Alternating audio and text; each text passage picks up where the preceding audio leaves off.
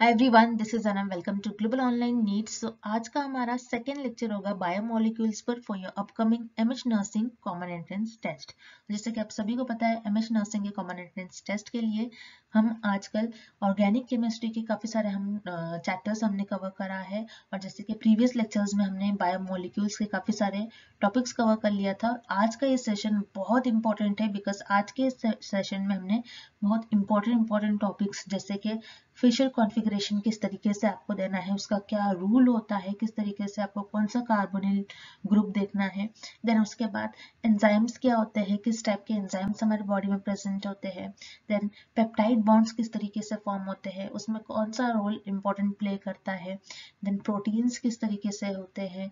Amino acids क्या होते हैं, एमिनो एसिड्स में कितने different types of amino acids होते हैं, किस तरीके से इनका फंक्शनल ग्रुप होता है। जो आपका एल्किल ग्रुप है उसके चेंज होने पर कितने आपके different types of amino acids form होते हैं। देन ज़्विटराइन होता क्या है, किस तरीके से ज़्विटराइन फॉर्म होता है, उसके लिए क्या रूल है, कुछ शॉर्ट ट्रिक्स जिस तरीके से हमने बताया।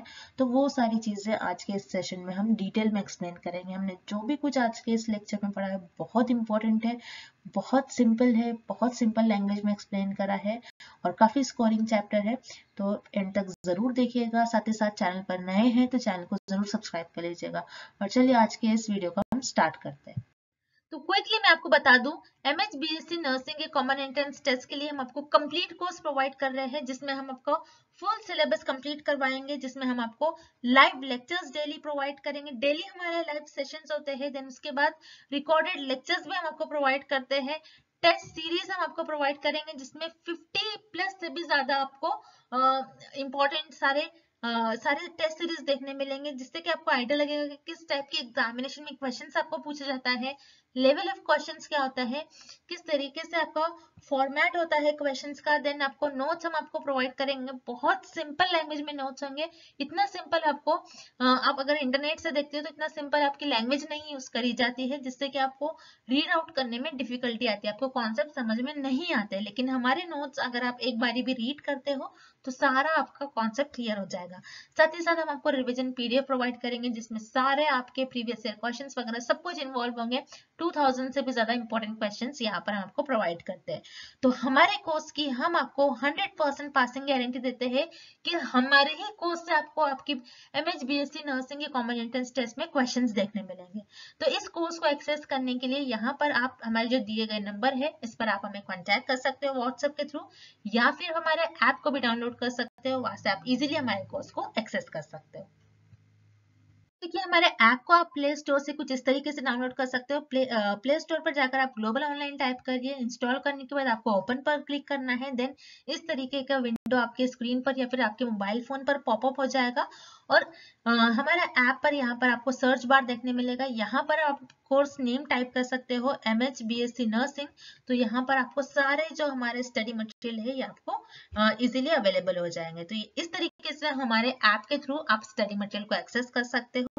So that's it. और चलिए हम अभी एमसीक्यू स्टार्ट कर लेते हैं। So let's begin with the The given Fisher configuration of Therios is a।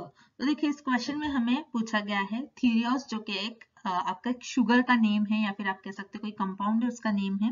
उसका हमें यहाँ पर जो फिशर कॉन्फ़िगरेशन होगा वो हमें बताना है कि क्या होगा इस कंपाउंड का। तो देखिए, यहाँ पर थीरियोस कुछ इस तरीके से दिखता है आपका, जिसमें CH2 यानी कि एल्डिहाइड आपका फंक्शनल ग्रुप होता है और ऑल्टरनेट यहाँ पर आपके हाइड्रोक्सिल ग्रुप यहाँ पर अटैच्ड होंगे। तो ये होता है आपका थीरियोस का स्ट्रक्चर। अब इसमें हमें बताना है कि फिशर कॉन्फ़िगरेशन क्या होगा। तो थीरियोस की अगर हम बात करें तो इसका फिशर जो कॉन्फ़िगरेशन होता है वो डी कॉन्फ़िगरेशन होता है, ठीक है, यानी कि लीवो एंड डेक्स्ट्रो, जैसे कि आपने सुना होगा। तो सबसे पहले अगर हम देखें कि हमने किस बेसिस पर इसको डी कॉन्फ़िगरेशन कहा है, तो उसके लिए एक रूल आपको फॉलो करना है। जैसे कि यहाँ पर अगर हम इस शुगर की बात करें तो इसमें जो आपका सबसे दूर वाला कार्बन हो, यानी कि आपका जो फंक्शनल ग्रुप से दूर वाला कार्बन हो, यानी कि आपका यहाँ पर ये सेकेंड लास्ट वाला कार्बन, इसको आपको देखना है। कोई भी आप स्ट्रक्चर ले लो, जो भी आपको शुगर दिया गया इसका स्ट्रक्चर ले लो, और अगर आपको फीचर कॉन्फ़िगरेशन पूछा है तो सेकेंड लास्ट वाला जो कार्बन है वो आपको देखना है, और उसमें देखना है कि आपका जो हाइड्रोक्सिल ग्रुप है वो किस साइड अटैच्ड है। अगर आपका hydroxyl group right side attached है तो इस केस में ये डी कॉन्फ़िगरेशन होगा, और अगर आपका OH ग्रुप लेफ्ट साइड पर अटैच्ड है तो वो L कॉन्फ़िगरेशन होगा। ठीक है, अब देखिए यहाँ पर एक्सप्लेनेशन में हम देख लेते हैं DNL designations of sugar are based on the position of the hydroxyl on chiral carbon farthest from the carbonyl group in the Fischer projection of the molecule। तो किसी भी मॉलिक्यूल में सबको सबसे आपका जो कार्बोनिल ग्रुप है उससे सबसे दूर वाला आपको कायरल कार्बन देखना है। ठीक है, ऐसा कायरल कार्बन देखना है जिस पर जो हाइड्रोक्सी ग्रुप है वो किस साइड अटैच्ड है। अगर वो राइट साइड अटैच्ड है तो वो आपका देखिए डी शुगर होगा जब आपका OH group right side attached होगा, और L शुगर होगा जब आपका OH group hydroxy group left side attached होगा। तो चूंकि इस मॉलिक्यूल में या फिर इस शुगर की अगर हम बात करें तो यहाँ पर थीरियोस स्ट्रक्चर में यहाँ पर आपका जो सेकेंड लास्ट कार्बन है या फिर कायरल कार्बन है, ये आपका OH ग्रुप हाइड्रोक्सी ग्रुप यहाँ पर राइट साइड में अटैच्ड है, इसीलिए ये आपका डी कॉन्फ़िगरेशन होगा। इसीलिए for this question option A here is the right answer. Next, अब देखिए इस क्वेश्चन में हमें असर्शन दिया गया है और उसका हमें रीजन दिया गया है। तो असर्शन जो दिया गया है वो है आपका जो सुक्रोज है, sucrose is also known as invert sugar, and उसका रीजन हमें दिया गया है since the laevo rotation of fructose is greater than the dextro rotation of glucose. यानी कि यहाँ पर एक तरीके से हमें असर्शन में दिया गया कि सुक्रोज को जो है इनवर्ट शुगर भी कहा जाता है, और उसका हमें रीजन दिया गया कि क्यों सुक्रोज को इनवर्ट शुगर कहा जाता है, बिकॉज फ्रुक्टोज जो है एक लीवो रोटेशन है is greater than the dextro rotation of the glucose. अब ये क्या है, ये किस तरीके से इसका हम एक्सप्लेनेशन देखेंगे क्यों हमें इस तरीके से रीजन दिया गया है। तो आपके बुक में एक पैरा है जो कि आपका सुक्रोज के आपके अंडर एक पैरे में बहुत अच्छी तरीके से उन्होंने एक्सप्लेन करा है। तो अगर हम देखें यहाँ पर सुक्रोज, तो सुक्रोज जो है एक तरीके से डेक्स्ट्रो रोटेटरी होता है, क्योंकि सुक्रोज का अगर आप स्ट्रक्चर देखोगे तो आपके कायरल कार्बन पर OH ग्रुप राइट साइड में है, इसलिए डेक्स्ट्रो। तो यहाँ पर इसका कुछ एंगल दिया है +66.5 degree. On hydrolysis with dilute acid or an enzyme called invertase sucrose gives equimolar mixture of D-glucose and D- fructose। यानी कि क्या होता है जब सुक्रोज का, जैसे कि हमने इसके पहले भी काफी सारे लेक्चर में देखा, जब सुक्रोज का हम हाइड्रोलिसिस करते हैं तो आपको ग्लूकोज प्लस फ्रुक्टोज इस तरीके से आपको मॉलिक्यूल्स मिलते हैं, क्योंकि पता है सुक्रोज जो है ग्लूकोज और फ्रुक्टोज से मिलकर बनता है। तो डी ग्लूकोज और D- है, यानी कि उसका उल्टा, डेक्स्ट्रो का उल्टा लीवो। ठीक है, D- है मतलब लीवो रोटेटरी है, फ्रुक्टोज लीवो रोटेटरी। जैसे कि यहाँ पर उन्होंने दिया है सुक्रोज का आपने हाइड्रोलिसिस करा, so you will get D glucose and D- fructose, इस तरीके से आपको मिलता है। तो देखिए जैसे कि फ्रुक्टोज जो है D- जिसको लीवो रोटेटरी भी कहा जाता है, तो इसलिए फ्रुक्टोज का जो एंगल होता है यहाँ पर -92.4 डिग्री होता है, is larger than the dextro rotation of the glucose जो कि +52.7 डिग्री होता है। तो फ्रुक्टोज का यहाँ पर ज्यादा होता है एज कम्पेयर टू ग्लूकोज। तो अब देखते हैं अगर हम इसका नेट ले, इनके एंगल का अगर हम नेट ले तो नेट जो है हमारा एक तरीके से नेगेटिव होगा। ठीक है, नेट जो हमारा होगा वो नेगेटिव होगा। The hydrolysis product has net लेवो रोटेशन। नेट अगर हम लेते हैं तो इस तरीके से हमें सुक्रोज का लेवो रोटेशन मालूम होता है, क्योंकि स्टार्टिंग में तो हमने देखा था डेक्स्ट्रो रोटेटरी होता है, लेकिन जब इनका हाइड्रोलिसिस करने के बाद हमें पता लगता है जो आपका ग्लूकोज और फ्रुक्टोज है उसको आपने इनके एंगल का नेट लिया है, तो उस तरीके से आपका लेवो रोटेशन आपको देखने मिलता है। यानी कि जब हम हाइड्रोलिसिस करेंगे सुक्रोज का तो you will get inversion of sucrose, तो इसीलिए इसे कहा जाता है इन्वर्ट शुगर। आई होप कि आपको इसका जो डिस्क्रिप्शन है वो अच्छी तरीके से समझ में आ गया हो। यानी कि यहाँ पर हमें असर्शन और रीजन जो भी दोनों दिया गया है, ये दोनों भी एक तरीके से ट्रू स्टेटमेंट्स है। तो इसीलिए for this question option A here is the right answer, both A and R are true. Next, proteins on hydrolysis gives. तो देखिए यहाँ पर हमें पूछा गया है प्रोटीन्स का जब हम हाइड्रोलिसिस करेंगे तो हमें क्या देखने मिलता है एज अ प्रोडक्ट। तो देखिए जब भी प्रोटीन का कंप्लीट हाइड्रोलिसिस होता है तो हमें जो प्रोडक्ट देखने मिलते हैं वो एमिनो एसिड्स देखने मिलते हैं। तो एमिनो एसिड्स क्या होता है, जनरली अगर हम एमिनो एसिड्स की बात करें तो यहाँ पर इस तरीके से होता है COOH, क्योंकि यहाँ पर देखिए एसिड दिया गया है और इस C से एक आपका अमीनो ग्रुप अटैच्ड होगा, यहाँ पर एक H और यहाँ पर आपका कोई भी अल्किल ग्रुप आएगा। ठीक है, तो R जो है कोई अल्किल ग्रुप होगा, CH क्योंकि हम कार्बन के वैलेंसी 4 है इसलिए हमने यहाँ पर H लगा दिया। और यहाँ पर अमीनो एसिड्स क्यों कहा जाता है, ये अमीनो एसिड्स का आप देखिए जर्नल फॉर्मूला है, क्योंकि यहाँ पर एक अमीन ग्रुप है इसीलिए अमीनो, और यहाँ पर एक एसिड ग्रुप है इसलिए इसे कहा जाता है एमिनो एसिड्स। तो जब भी प्रोटीन का हाइड्रोलिसिस होता है तो आपको एमिनो एसिड्स के आपको अल्फा एमिनो एसिड्स के कंपाउंड्स देखने मिलते हैं, उनका मिक्सचर आपको देखने मिलता है। तो कुछ इस तरीके से देखिए यहाँ पर हम यहाँ पर आपको स्ट्रक्चर दिखा देते हैं सो दैट आपको समझ में आ जाएगा, और आपकी बुक में बहुत अच्छी तरीके से इन्होंने एक पैरा में दे रखा है, आप वहां से भी रीड कर सकते हैं। तो देखिए कुछ इस तरीके से एमिनो एसिड्स का, जैसे मैंने यहाँ पर आपको कहा NH2 ग्रुप यानी कि अमीन ग्रुप है, और COH एक एसिड है इसीलिए एमिनो एसिड, क्योंकि अल्फा है तो अल्फा एमिनो एसिड, क्योंकि इस कार्बन पर अमीन ग्रुप अटैच्ड है इसीलिए अल्फा आ जाएगा। और यहाँ पर देखिए कुछ इस तरीके से आपका ग्रुप, कुछ आपके अल्फा कार्बन कायरल वाले कार्बन, इस तरीके से आपका प्रोडक्ट देखने मिलता है जब प्रोटीन का हाइड्रोलिसिस होता है। सो व्हेनेवर प्रोटीन का आप हाइड्रोलिसिस करोगे, एक कंप्लीट हाइड्रोलिसिस के बाद आपको एमिनो एसिड के आपको मिक्सचर्स मिलते हैं। तो इसीलिए for this question option see here is the right answer. Next, Which of the following is the simplest amino acid? तो देखिए यहाँ पर इस क्वेश्चन में हमें पूछा गया है, जो ऑप्शंस हमें दिए गए हैं, कुछ एमिनो एसिड्स दिए गए हैं ऑप्शन में हमें, और हमें बताना है इनमें से सबसे सिंपलेस्ट एमिनो एसिड क्या होगा। तो उसके लिए सबसे पहले जैसे कि एमिनो एसिड का हमें जर्नल फॉर्मूला पता है COH, और यहाँ पर आपका अमीन ग्रुप अटैच होता है और यहाँ पर एक alkyl group.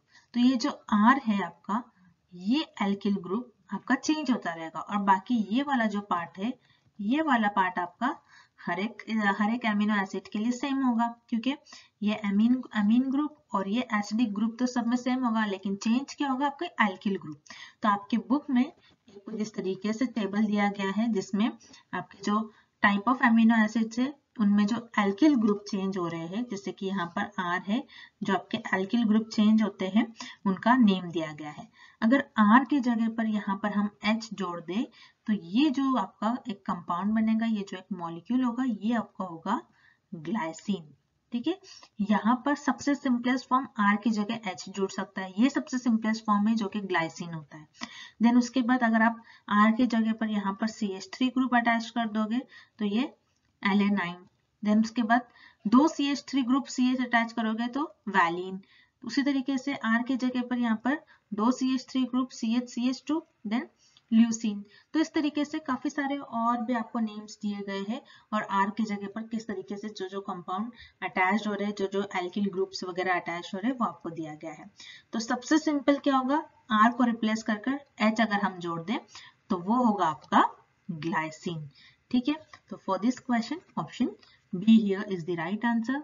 One more thing, तो देखिए यहाँ पर क्या होता है, ये जो कायरल कार्बन है इसमें अगर सारे ग्रुप डिफरेंट हो, क्योंकि सिर्फ H आने की वजह से ये जो ग्लाइसिन है ये ऑप्टिकली इनएक्टिव होता है, और अगर यहाँ पर हम CH3 ग्रुप अटैच कर दे या फिर कोई और दूसरा ग्रुप अटैच कर दे, जैसे एलेनाइन हो गया, वैलिन ग्रुप हो गया, तो उस केस में क्योंकि कार्बन से जितने भी ग्रुप अटैच होंगे सारे के सारे डिफरेंट होंगे, तो वो सारे ऑप्टिकली एक्टिव होते हैं। बस एक केस है जो कि ग्लाइसिन है जो कि ऑप्टिकली इनएक्टिव होता है, बिकॉज ये जो कायरल कार्बन है इस कार्बन से दो हाइड्रोजन ग्रुप अटैच होते हैं, तो वो ऑप्टिकली इनएक्टिव होता है आपका ग्लाइसिन। तो इस तरीके से भी आपको एग्जामिनेशन में क्वेश्चंस पूछा जाता है। ठीक है, इस बात का याद रखना है आपको। And for this question option B here is the right answer, glycine. Next, which of the following amino acid does not contain a chiral carbon. तो जैसे कि हमने देखा अभी अमीनो एसिड का जो जनरल फॉर्मूला COOH, और यहाँ पर आपका NH2 ग्रुप अटैच होता है और ये H, तो ये आपका अमीनो एसिड है, और यहाँ पर आपका एल्किल ग्रुप। अब देखिए क्या होता है, सिर्फ और सिर्फ आपके जो अमीनो एसिड्स वाले आपके कंपाउंड्स है जो सारे एलिलीन, ग्लाइसिन, वैलिन वगैरह, तो उनमें सबसे सिंपलेस्ट फॉर्म हमने देखा ग्लाइसिन होता है जो कि R के जगह पर H अटैच्ड होता है।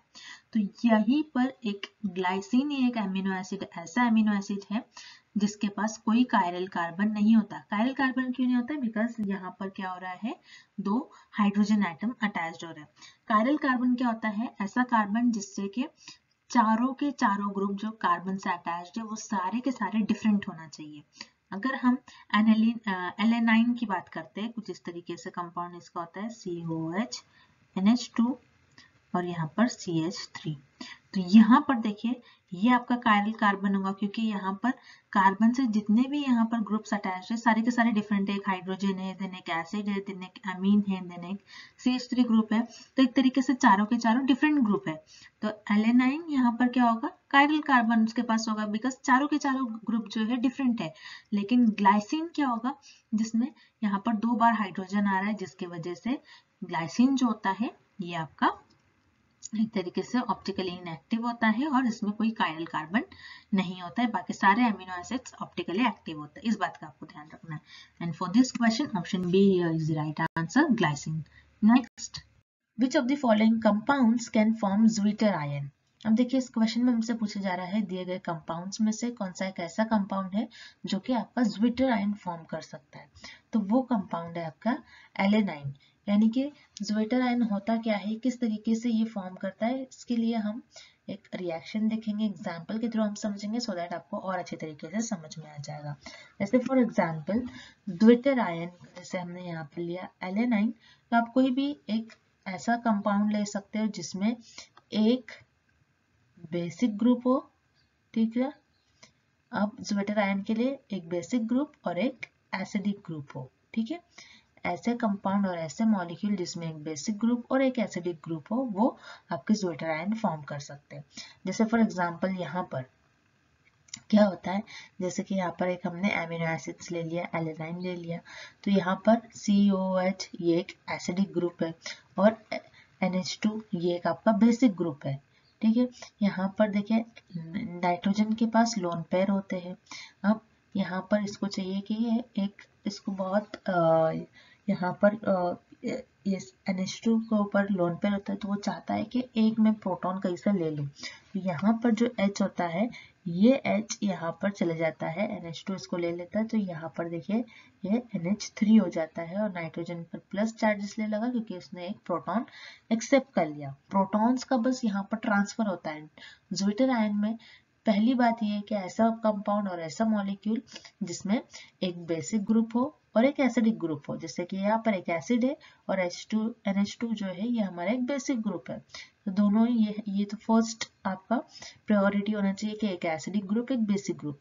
दूसरा होना चाहिए कि जो प्रोटॉन यहाँ पर ट्रांसफर हो रहा है वो होना चाहिए। तो बेसिक ग्रुप है यानी कि H+ यहाँ पर ये प्रोटॉन एक्सेप्ट कर लेगा तो यहाँ पर NH3 हो गया और इस ऑक्सीजन पर नेगेटिव चार्ज आ जाएगा। तो एक तरीके से ज्विटर आयन यही कहता है एक बेसिक ग्रुप एक एसिडिक ग्रुप होना चाहिए और यहाँ पर प्रोटॉन का ट्रांसफर होना चाहिए। तो दैट्स इट, यही होता है। तो इसीलिए देखिए ज्विटर आयन जो है इजीली अमीनो एसिड्स में फॉर्म होता है क्योंकि अमीन ग्रुप है जो कि आपका बेसिक है और एसिड है, ठीक है, जो कि एक एसिडिक ग्रुप है। तो इसीलिए for this question option B here is the right answer, alanine. Next, during the formation of peptide bond which of the following takes place? तो देखिए इस क्वेश्चन में हमसे क्या पूछा जा रहा है, जब पेप्टाइड बॉन्ड फॉर्म होता है तो उस केस में क्या होता है मॉलिक्यूल्स के साथ। तो उसके लिए सबसे पहले देखिए यहाँ पर हम देखेंगे कि किस तरीके से पेप्टाइड बॉन्ड फॉर्म होते हैं। तो सबसे पहले जैसे कि 2 अमीनो एसिड लेना है हमें, जैसे कि यहाँ पर हमने ग्लाइसिन लिया है और एलेनाइन। तो यहाँ पर देखिए ग्लाइसिन लिया है इसलिए यहाँ पर H ग्रुप अटैच्ड है, ठीक है। और यहाँ पर हमने यहाँ पर एलेनिन लिया है इसलिए CH3 ग्रुप अटैच्ड है। तो ग्लाइसिन प्लस एनेलिन जब यहाँ पर हम दोनों को रिएक्ट करवाएंगे तो यहाँ पर वाटर रिलीज होता है। किस तरीके से? तो यहाँ पर देखिए एसिड में से जो OH होता है ये और यहाँ पर NH2 में से एक H जो है यहाँ पर रिलीज होता है। तो H2O जो है यहाँ पर रिमूव आउट होता है और यहाँ पर इन दोनों के बीच में एक बॉन्ड बनता है। देखिए यहाँ पर CO बच क्या गया, CO और HN, तो इनके बीच में बॉन्ड बनता है और बाकी सारे जो मॉलिक्यूल्स है तो यहाँ पर ये एक तरीके से बॉन्ड बना लेंगे। तो ये दोनों जो एमिनो एसिड है, जब ये दोनों एक दूसरे से रिएक्ट करते हैं तो उनमें से वाटर रिलीज होता है और वो बॉन्ड बना लेते हैं। तो ये हो गया आपका ग्लाइसिलिन एलिलिन, ठीक है। तो इस तरीके से ये आपका एक कंपाउंड फॉर्म होता है और जो CO और NH के बीच में जो बॉन्ड फॉर्म होता है उसी को हम कहते हैं पेप्टाइड बॉन्ड्स। तो देखिए क्या हो रहा है यहाँ पर, एक तरीके से देखा जाए तो ऑप्शंस की तरफ अगर हम चलते हैं तो हाइड्रोक्सिल ग्रुप जो है ये लॉस्ट हो रहा है फ्रॉम कार्बोक्सिल ग्रुप। यस, ये कार्बोक्सिल ग्रुप है जिसमें से OH ग्रुप, हाइड्रोक्सिल यानी कि OH ग्रुप लॉस्ट हो रहा है of one amino acid, एक amino acid से OH and a hydrogen atom is lost from the its amino acid of another amino acid. Yes, एक तो एक amino acid से ये कह रहा है कि OH ग्रुप लॉस्ट हो रहा है और दूसरे amino acid से H। तो एक तरीके से ये जो डेफिनेशन और ये जो हमें स्टेटमेंट दिया गया है ये करेक्ट ऐसे ही हो रहा है। तो ऑप्शन बी फिर भी हम देख लेते हैं क्योंकि ऑप्शन ए तो राइट है, ऑप्शन बी जो इनकरेक्ट है वो भी हम एक बार ही देख लेते हैं।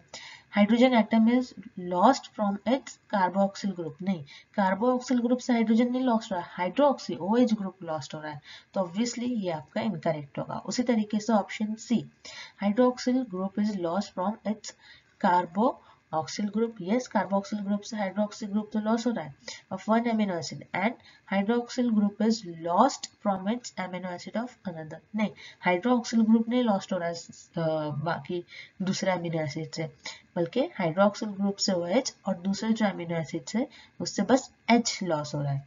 तो ये भी आपको स्टेटमेंट इनकरेक्ट दिया गया है। अगर स्टेटमेंट जो करेक्ट दिया गया है वो आपको ऑप्शन ए में दिया है, कार्बोक्सिल ग्रुप से हाइड्रोक्सिल ग्रुप यानी कि OH ग्रुप लॉस्ट हो रहा है और दूसरे अमीनो एसिड से H। तो इस तरीके से वाटर रिलीज हो रहा है और यहाँ पर एक आपको पेप्टाइड बॉन्ड फॉर्म होते हुए दिख जाएगा। तो for this question option A here is the right answer.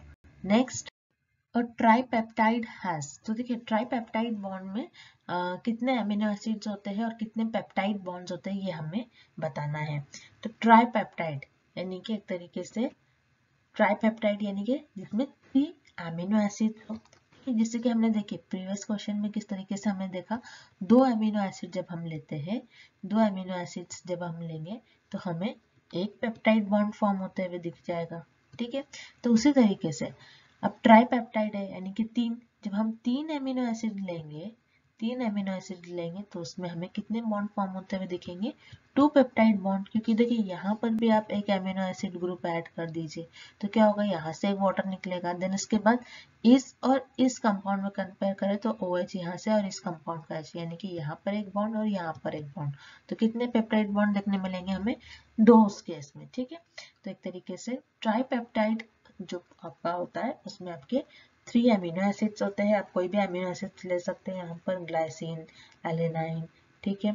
तो उस तरीके से आप कोई तीसरा एक आप अमीनो एसिड ले सकते हैं और उसके साथ उसके बाद अगर जब हम उनका वाटर रिमूव करेंगे तो you will get 2 peptide bonds. So for this question, option B here is the right answer. 3 amino acids and 2 peptide bonds.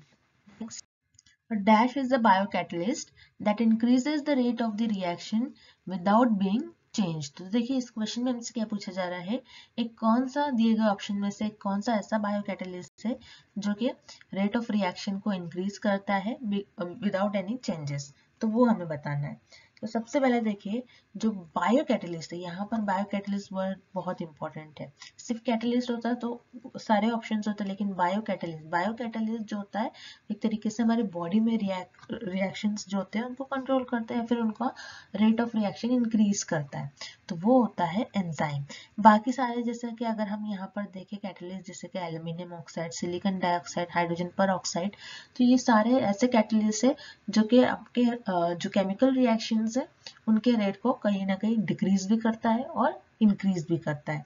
लेकिन यहाँ पर बायोकैटलिस्ट पूछा गया है, तो बायोकैटलिस्ट एक ऐसा एंजाइम होता है, ठीक है, जो कि रेट ऑफ रिएक्शन को इंक्रीज करता है विदाउट एनी चेंजेस। तो यहाँ पर अगर हम बात करें एंजाइम की, तो जो कि हमारे बॉडी में होता है, ह्यूमन बॉडी में यूज होता है। तो ये एंजाइम क्या करता है, केमिकल रिएक्शन को, जो हमारे बॉडी में केमिकल रिएक्शन होती है उसको स्पीड अप करता है, और जिसकी वजह से जो सबस्ट्रेट है, सबस्ट्रेट मॉलिक्यूल को बाइंड करता है, और जो एनर्जी लगती है रिएक्शन होने में हमारी बॉडी में, उसके लिए वह उस एनर्जी को बहुत ज़्यादा कम कर देता है, जिसकी वजह से एंजाइम को कैटलिस्ट की तरह यूज करा जाता है। ठीक है, जैसे कि यहाँ पर एक्सप्लेनेशन भी हमने दिया है, among these option an enzyme is the only option is a biocatalyst that catalyzes chemical reaction without being changed, while all other options are catalyst which increases or decreases the rate of reaction based on their concentration। ठीक है, इनके concentration के according वो rate of reaction को increase भी करते हैं और कई बार decrease भी कर जाते हैं। लेकिन बायोकैटलिस्ट पूछा है यहाँ पर, जो कि रेट ऑफ रिएक्शन को इंक्रीज करता है विदाउट बीइंग चेंज, तो वो होता है आपका enzyme. So for this question option see here is the right answer. Next, dash is an enzyme secreted by pancreas whereas dash is an enzyme present in saliva। तो देखिए यहाँ पर इस क्वेश्चन में हमसे क्या पूछा जा रहा है कि एक तरीके से यहाँ पर ऐसा कौन सा एंजाइम है जो कि पैनक्रियास से सिक्रीट हो रहा है, और दूसरी तरफ हमें पूछा गया है और दूसरा कौन सा ऐसा एंजाइम होता है जो कि प्रेजेंट होता है सलाइवा में। तो सबसे पहले देखिए, जो पैनक्रियास के थ्रू जो एंजाइम सिक्रीट होता है वो होता है आपका इंसुलिन, और जो सलाइवा के थ्रू एंजाइम प्रेजेंट होता है सलाइवा में वो होता है आपका अमाइलेज। तो इंसुलिन क्या होता है, इंसुलिन एक तरीके का आप इसे एंजाइम भी कह सकते हैं या फिर हार्मोन भी कह सकते हैं, जो कि पैनक्रियास से सिक्रीट होता है, बहुत इंपॉर्टेंट रोल प्ले करता है ये जब ब्लड शुगर लेवल को रेगुलेट करने में, और जैसे कि मैंने कहा पेनक्रियास के थ्रू प्रोड्यूस होता है और रिलीज होता है ब्लड स्ट्रीम्स में आपके, जब भी आप कोई मील लेते हैं उसके बाद। देन उसके बाद होता है आपका सलाइवा। सलाइवा में जैसे कि आपके माउथ वगैरह में ये होते हैं, तो अमाइलेज एंजाइम होते हैं जो कि कार्बोहाइड्रेट्स को सिंपल शुगर्स में ब्रेक डाउन करते हैं, और जो कि सलाइवा में प्रेजेंट होते हैं, एज वेल एज पैनक्रियाज में भी कुछ प्रेजेंट होते हैं, और हमारे बॉडी के अदर टिश्यूज में भी ये अमाइलेज जो एंजाइम होता है ये प्रेजेंट होता है। अमाइलेज जो है ये डाइजेशन माउथ वगैरह में होता है, डाइजेशन में हेल्प करता है। ठीक है, अमाइलेज जो है ग्लाइकोसाइड्स बॉन्ड्स को स्टार्च मॉलिक्यूल में कन्वर्ट करने के लिए भी यूज करा जाता है। देन उसके बाद आपका यहाँ पर देखिए, अगर हम सारे ऑप्शंस देखें तो एक और ऑप्शंस में, जैसे कि ऑप्शन सी में अमाइलेज एंड लैक्टेज दिया है। अब लैक्टेज भी एक एंजाइम होता है, याद रखिएगा। लैक्टेज जो है एक एंजाइम होता है जो कि लैक्टोज को ब्रेक डाउन करता है, जिसमें शुगर वगैरह में जो डेयरी प्रोडक्ट्स होते हैं, मिल्क प्रोडक्ट होते हैं, उसमें आपको लैक्टेज देखने मिलता है। लैक्टेज जो है ये स्मॉल इंटेस्टाइन से प्रोड्यूस होता है और हेल्प करता है लैक्टेज को डाइजेस्ट करने में और absorb into the blood stream. ठीक है, तो ये लैक्टेज एंजाइम का वर्क होता है। अब यहाँ पर इस क्वेश्चन में हमसे पूछा है पैनक्रियास से जो सिक्रीट होता है एंजाइम वो होता है आपका इंसुलिन, और जो सलाइवा में प्रेजेंट होता है एंजाइम वो होता है आपका अमाइलेज। तो इसीलिए for this question option B here is the right answer. And thank you for watching this video and good luck.